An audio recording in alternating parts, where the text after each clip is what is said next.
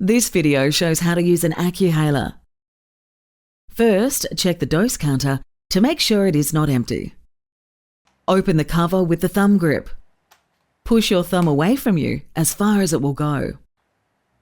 Load the dose by sliding the lever until it clicks. Make sure to keep the Accuhaler horizontal and do not shake.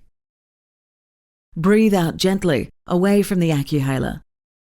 Place mouthpiece in your mouth without biting and close lips to form a good seal. Keep inhaler horizontal. Breathe in steadily and deeply through the Accuhaler, keeping the Accuhaler horizontal and your lips sealed. Hold the breath for 5 to 10 seconds, or as long as is comfortable. Then breathe out again gently. Make sure you don't breathe out into the Accuhaler, as it could clog it up. Close cover to click shut once you are finished.